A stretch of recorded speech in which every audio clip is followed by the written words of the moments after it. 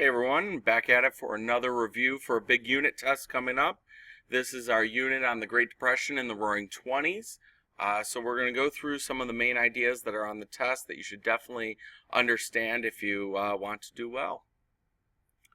First, to start in the Roaring Twenties, in the 1920s, Americans had elected Warren Harding, promised Americans a return to normalcy, which meant like going back to how things were before our entry into World War One.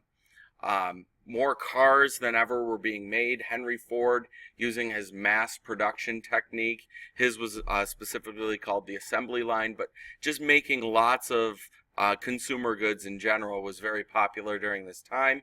Also remember about women, young women who were kind of rebelling against the traditions of their parents. They were called flappers. They were characterized with short hair, short skirts, and went out dancing a lot and rebelled against the norms of their parents. The Harlem Renaissance. The Harlem Renaissance happened in Harlem, New York. It was the idea that African Americans should freely express themselves, embrace their culture, and strive for racial equality. We had musicians like Louis Armstrong, Duke Ellington, Bessie Smith, who were producing works of music that expressed these ideas. Painters were painting these ideas. The guy down here, this is Langston Hughes. He was a writer and a poet, and he always wanted people, African Americans specifically, to focus on the future, to eventually someday have equality, because remember, during this time period, segregation still existed in much of the country. Farmers in the 1920s did not have it very well. Farmers had many economic problems because of the oversupply of farm products. Remember back during World War I, farmers were called upon to produce food for soldiers overseas to send to our allies and then eventually to send to our troops overseas. And because they were producing so much, after the war was over, there wasn't a need for as much food. The price of food decreased, and farmers weren't able to make their payments on their machines or on their supplies that they had purchased using credit. And as a result, many farmers had a rough go at it in the 1920s. But the main causes of the Great Depression were definitely buying stocks on margin. And in buying stocks on margin means that you borrow a little bit of money in order to buy your stock. If the stock price rises, then you sell it for that higher price. You pay back what you borrowed to buy the stock, plus you have a little bit left over, which is your profit. However, if the stock price falls, then you still owe the money that you borrowed to buy the stock, but you may not have any profit, or you may need to put money in order to pay back your stockbroker that you borrowed money from. And that's what happened when the stock market crashed on October 29th, 1929, known as Black Tuesday. Many people lost their jobs. The stock prices that had been going up all decade long in the 1920s came crashing down. The other thing that got people in trouble was installment buying, and that's the idea of buying now, paying later. You put a little money down up front, you bring home whatever you bought, you could start using it right away, and then every month you make a payment on the price that you borrowed, in essence. So that idea of buying stock on credit and installment buying led to many people going into debt and banks foreclosing on their houses, because when they lost their job, they were unable to keep up with their payments. So as the Great Depression begins, one thing that happens is the bonus army. After World War I, the United States government issued war certificates, bonus certificates, to veterans who fought in World War I, and they said, down the road we will pay you a certain bonus.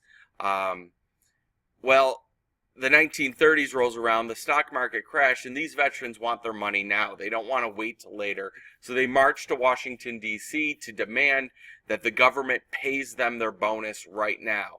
Well, Congress says no, so the veterans camp out in front of the Capitol. President Hoover, Herbert Hoover, who was the president at the beginning of the Great Depression, responds with police forces and army to remove the protesters that had been camping out for weeks in front of the Capitol.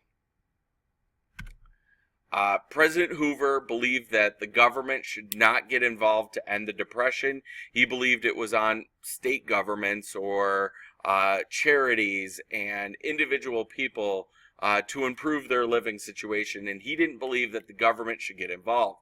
This was not very popular with people, and people who were forced to give up their homes because they lost everything and the stock market crashed often gathered in these shanty towns that you can see over here in big cities, in which they built kind of makeshift homes out of tin or out of wood scraps, and they called these towns Hoovervilles because they blamed the federal government. They blamed Hoover for not doing enough to help end the Great Depression. Down here, this is a shirt that a supporter wore for Franklin Roosevelt, who ran against Hoover in 1932. And it says, if you like the Depression and want more, vote for Hoover. But in reality, they weren't arguing that people should vote for Hoover. They were blaming Hoover for the Great Depression and not doing enough to end it, and they wanted people to vote for Roosevelt. And that's exactly what happened. Roosevelt eventually wins, becomes the president. Out on the Great Plains, we have something called the Dust Bowl. Happened in the central part of the country. The soil out in the west was very, very thin. And as farmers had planted year after year after year, it eroded away the nutrients in that soil. And when an extreme drought and terrible windstorms hit in the 1930s, these windstorms picked up all of that dust, creating huge dust storms, as you can see in this picture below. And it devastated the Great Plains. Many, many people on the Great Plains were forced to pack up and try to move west in order to start a new life, because their houses and their farms had just been completely taken over by this dust that had been deposited from dust storms. So like I said, we got a new president in 1932, Franklin Delano Roosevelt, also known as FDR. He promises to end the Great Depression. He creates a plan which he calls the New Deal. The New Deal is Roosevelt's plan to end the Depression. He believed the opposite of Hoover. He believed the government should take responsibility and had a duty to take responsibility to help Americans who were in need.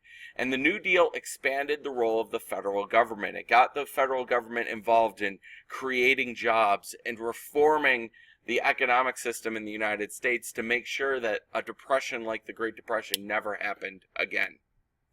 The 100 Days was the period of 100 days of at the beginning of Roosevelt's presidency. Many laws were passed during this time. Roosevelt's alphabet programs, if you remember, they all were known by their initials. Many of these were passed during the 100 Days. And in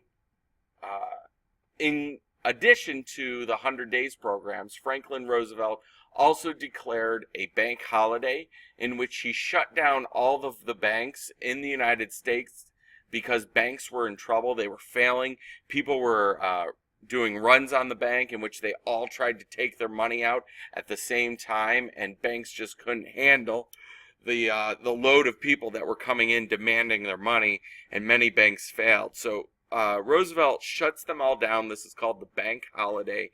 And he makes some reforms to the banking industry and makes sure that banks, when they open, have enough money to meet the demand for people that want to take their money out of the bank.